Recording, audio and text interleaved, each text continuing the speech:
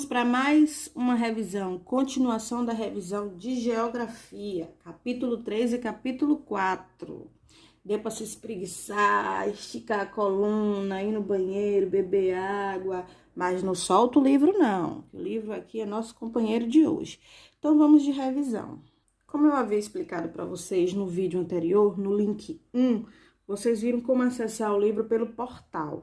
É uma forma, fácil de estarem estudando com o computador ligado. Mas se vocês acharem viável, podemos sim fazer esse estudo com o livro na mão. Façam da forma que se sintam mais confortáveis. Bom, dando continuidade à nossa revisão, nós vamos falar sobre o relevo e os rios. O relevo e os rios, estão vendo aí? Essa é a página de abertura, que é a página 82.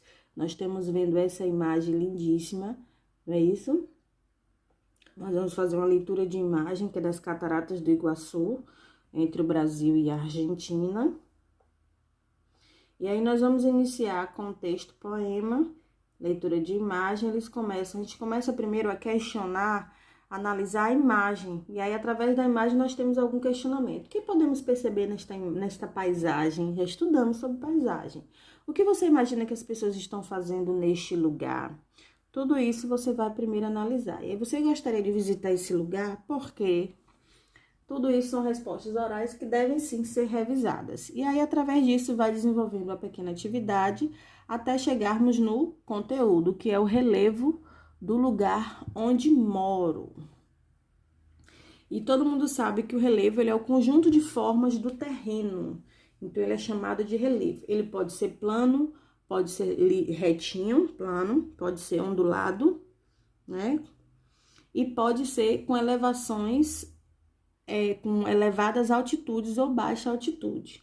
E aí, nós vamos olhar ao redor. Quem mora num lugar onde tem muitas casas, você não apresenta muito relevo.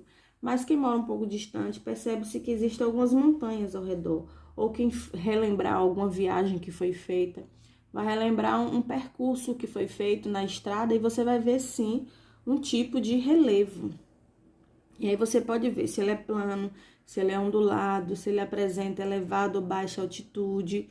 Tudo isso são formas de terreno, que é chamado de relevo.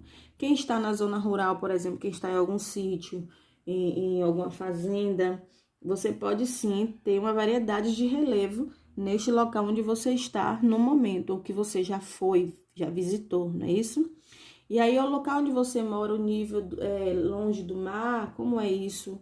É plano, é ondulado? Aí você vai fazer a análise das suas respostas de acordo com as imagens e o que é relevo. Revejam o que vocês responderam. E aí, nós temos aí as formas de relevo. O relevo ele pode ser classificado em 4 diferentes formas: montanhas, planaltos, planícies e depressões. Vejam só, montanhas, planaltos, planícies e depressões. Uma dica: as formas de relevo do Brasil têm muito mais do que isso, mas o livro apresenta esses, posso pincelar alguns outros, mas nós vamos ficar direcionado nesses 4: montanhas, planaltos, planícies e depressões. Foi revisado, lembra que a tia Fernanda mostrou?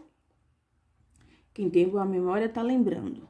E aí, nós vamos trabalhar com as montanhas, estão vendo aí? Aí, aqui tem bem pequenininho, mas você pode ler, grifar. O que são as montanhas? Quais são as características das montanhas? Grandes elevações do terreno, com laterais bastante inclinadas. São as áreas de maior altitude na superfície da Terra.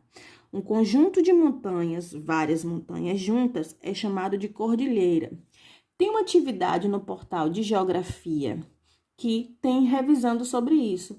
Pode sim pegar essa atividade, abre o seu portal, veja a atividade que você já respondeu e voltar a fazer uma nova leitura, que é uma revisão, e vai ajudar muito vocês nessa revisão e na sistematização de geografia. Depressão. O que é depressão? Não é aquela doença não, Deus é mais, Deus é mais. Depressão são áreas geralmente planas, mais baixas em relação às terras ao seu redor. Podem ser até mais baixas do que o nível do mar. Olha aí, depressão. Vocês podem também estar buscando em outros meios, como livros, internet, exemplos, modelos e imagens desses tipos de relevo. Então, olha aí a depressão. Elas são geralmente planas, mas elas são baixas. E os planaltos e as planícies. Planalto e planícies, a gente já percebe, né?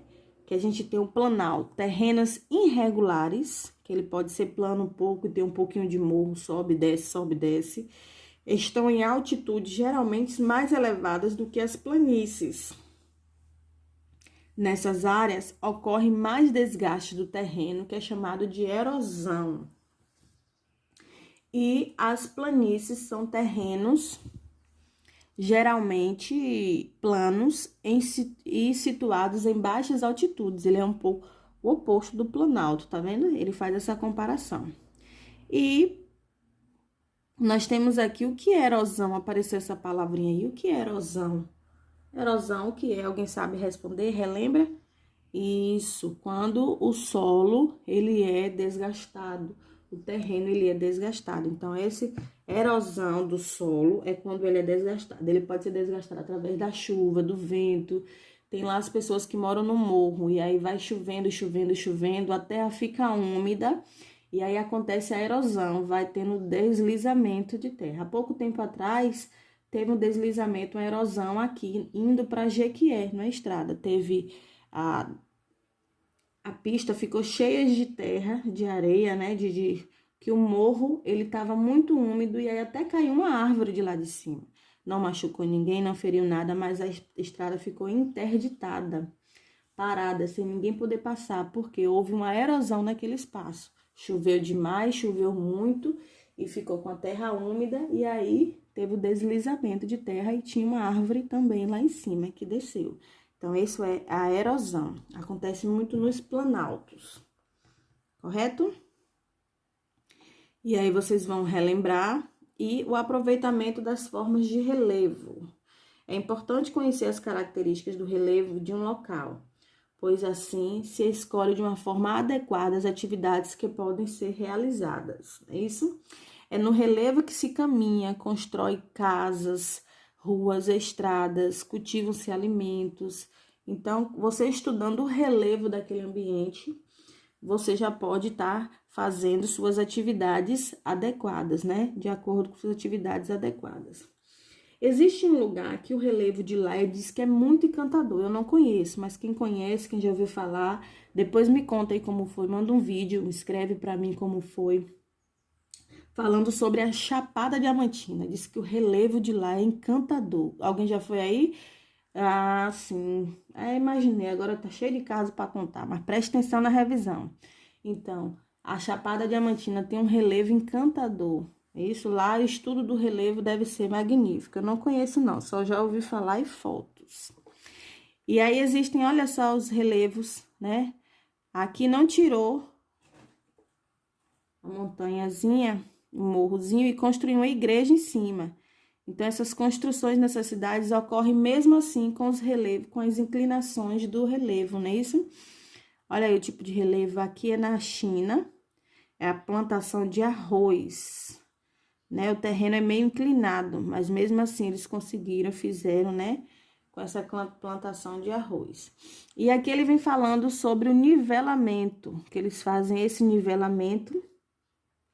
Nem sempre é possível, então, é preciso recorrer às ações que deixam o terreno seguro para a construção, como é chamado de nivelamento, em que se retira ou se coloca a terra para que um terreno fique todo no mesmo nível.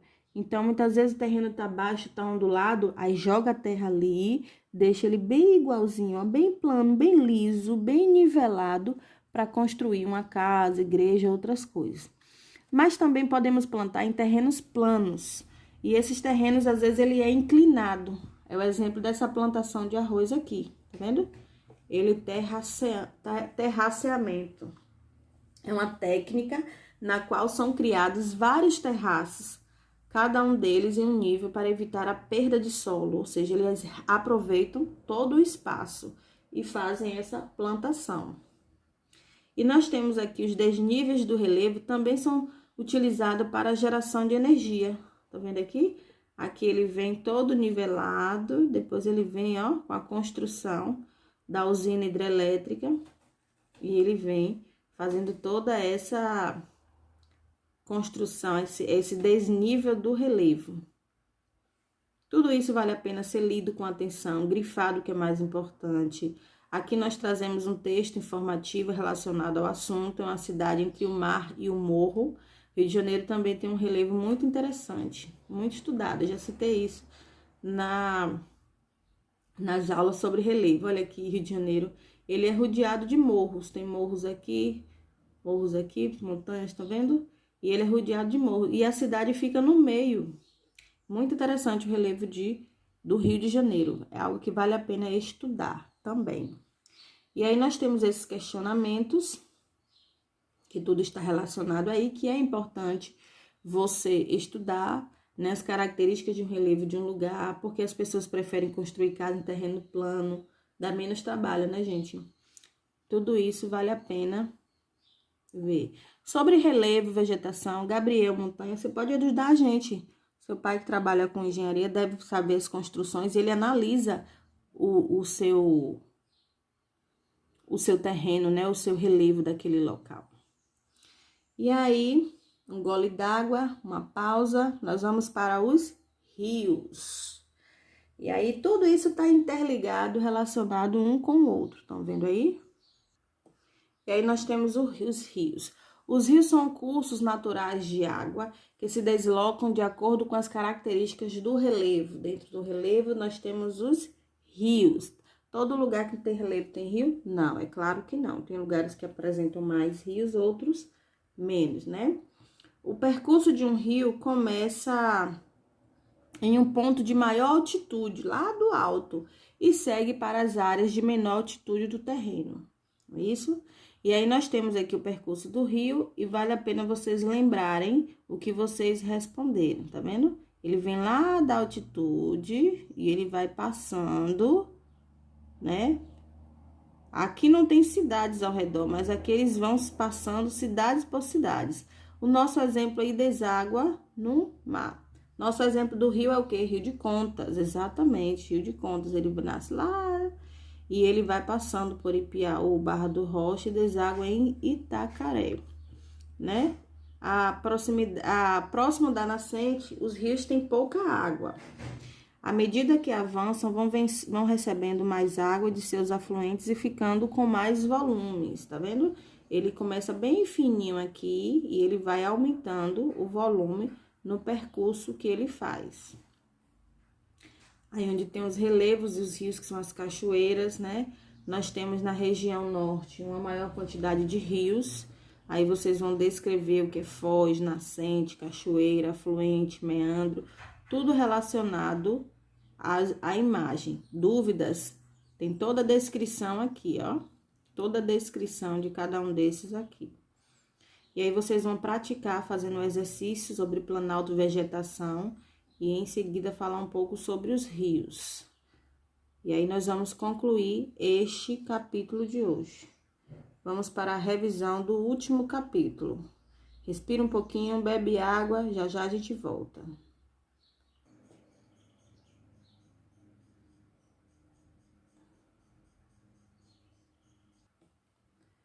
Vamos então ao último capítulo, que fala sobre a água. Saímos dos rios, vamos falar sobre a água, que é o recurso natural do cotidiano. Todo esse assunto está relacionado ao que nós estamos vivenciando no momento, né? Analisem a imagem, o que estas pessoas estão fazendo, atitudes corretas, né? De cada uma. A gente começa com um pequeno texto, interpretando esse texto, e nós vamos sim falar sobre o assunto, o aproveitamento econômico dos rios. A maior parte da água do nosso planeta, ela é salgada, e não é novidade para ninguém. Está nos oceanos e mares, e é imprópria, não pode fazer o consumo pelos homens. E uma pequena parte dela não é salgada, que é chamada de água doce. Essa água doce distribui-se em diferentes formas no mundo. Grande parte dela está congelada nas geleiras e não podemos utilizá-las. Estão vendo aí? Não podemos utilizá-las. E a água disponível para o consumo humano, ela existe em pequena quantidade. Essa é chamada da água doce que nós podemos consumir ela está acabando, ela está pouca. Na verdade, já é pouca, e o pouco que tem, nós, seres humanos, né, estamos destruindo, né, poluindo os rios. E aí, a forma como a água ela é utilizada, que é a água dos rios que nós podemos utilizar. No abastecimento das moradias, que é a água do chuveiro, da pia, que nós usamos, né? Tomar banho, lavar roupa, fazer comida. Nas navegações, para transportar as pessoas e mercadorias. Nas indústrias, se utiliza-se a água. Na geração de energia elétrica, que são as hidrelétricas, né? Para produzir a água. E na agricultura, que a agricultura molhar as plantinhas lá nos lugares onde tem as hortas, que depois levam para os mercados e a gente compra, é onde consome maior quantidade de água. Então, a quantidade de água que mais se gasta é na agricultura, onde mais se consome água. E aí, vocês responderam essa atividade utilizando o material complementar 4, quem não fez pode fazer, certo? Manda foto para a tia Fernanda que eu corrijo. E assunto água é um assunto que nós já conhecemos, reconhecemos, já trabalhamos há muito tempo. É um trabalho muito bom de se questionar, né? Como preservar para não faltar. Às vezes a gente só precisa ler o tema e a gente vê o nosso dia a dia. Como é que a gente está se comportando com a água? O que é que a gente está fazendo com a nossa água? A gente ainda escova os dentes e deixa lá a torneira aberta? A gente ainda costuma lavar o carro com a mangueira e deixar ligada enquanto passa o sabão, né? Limpa o carro. De que forma a gente está fazendo esse cuidado, essa preservação? Então, muitas vezes a gente pode refletir essas informações no nosso dia a dia. Principalmente agora que nós estamos um tempo maior em casa, né? Nós estamos em casa. E aí, nós estamos percebendo que o consumo de água, de energia, eles têm aumentado. Por quê? Mais gente dentro de casa, mais consumo. Mas isso não significa que deve haver o desperdício. Então, vamos analisar as nossas atitudes e, através desse questionamento do capítulo 4, podemos analisar sobre isso. O desmatamento também é um problema que coloca em risco a existência da água, tá vendo? Toda essa daí, a vegetação presente nas margens dos rios, nos lados dos rios aqui, lagos, córregos, nascentes, é chamado de mata ciliar. As plantas, árvores, tudo que fica ao redor do rio é chamado de mata auxiliar. E ela tá ali porque ela tem uma grande importância, ela garante a qualidade e a quantidade de água que está ali. Quando as pessoas tiram essas plantas ao redor, prejudica a água e o solo também, a vegetação. Então, com a retirada da vegetação, o solo fica mais exposto à ação das chuvas e dos ventos, sem receber os cuidados necessários, porque a mata ciliar foi retirada, o solo é carregado, e aí um problema que prejudica o solo, os rios e os lagos. Porque veja só, quando você vê aqui a árvore, quando chove, tá vendo? A árvore fica um pouquinho com a água da chuva e enche aqui. Mas as raízes retêm, seguram a água e a terra também. Mas quando não tem essas árvores, essa mata ciliar, o que é que acontece?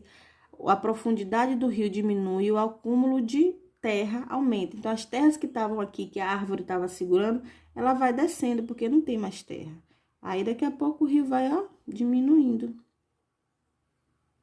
Olha a diferença daqui e daqui. Isso acontece quando retiram a mata ciliar prejudica os rios também, né? E aí, a mata ciliar, ela tem a função de proteger o solo, pois ela filtra a água das chuvas e segura a terra quando as chuvas fortes. E nós temos a leitura de imagem. O desperdício pode ser a gota d'água. Quem lembra da gincana que fizemos um cartaz sobre a água? Lembra? Muito bonito, interessante. E aí, nós vamos explorar as imagens. Vejam que vocês responderam, fazer um cartaz bem bonito, bem legal. Dia da água. Foi trabalhado vários temas. Leiam com atenção que vocês responderam, né? Como vivem as populações ribeirinhas que moram na beira dos rios. Olha aí. Nós aqui em Piauí temos a população ribeirinha. Quem desce ali na Praça dos Cometas pode encontrar uma população ribeirinha. É um caminho que se vai, mas não tem só ali não, mas em Piauí tem. Os ribeirinhos, como são conhecidos, são os povos que vivem nas beiras dos rios, né? Eles têm uma atividade econômica que a maioria das vezes vive da pesca. Se o rio tiver em bom estado e for bom para pescar. E aí eles pescam e vivem dali da pesca, né? Mas quando tem enchentes, são os primeiros a ser prejudicados. E o rio influencia muito na vida dos ribeirinhos, que através dele se locomove utilizando barcos. Existem locais na região norte que a maior quantidade de pessoas que moram ali são as pessoas que moram nos ribeirinhos. E o meio de transporte deles é o barco. Eles utilizam-se dos barcos para se locomoverem. Além da pesca, tem a agricultura e a criação de animais. Olha aí os ribeirinhos.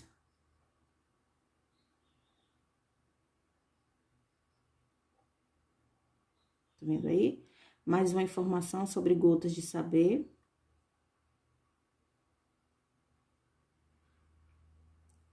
Sobre as imagens, vocês podem ver o que vocês responderam, revisando tudo direitinho. E aí, nós temos aí, falando sobre a água, coisas do nosso dia a dia, que podem ser influenciado, e vamos testar. E para concluir de hoje, o que nós estudamos sobre este capítulo 4. E aí, nós temos, então, a revisão concluída de geografia. Fiquem atentos à data da sistematização, prestem atenção direitinho, releiam tudo com atenção. A sistematização não tá fácil, mas também não tá difícil, mas também não tá fácil. Se você estudou, tá facinho. Então, fiquem atentos, qualquer dúvida, estou aqui.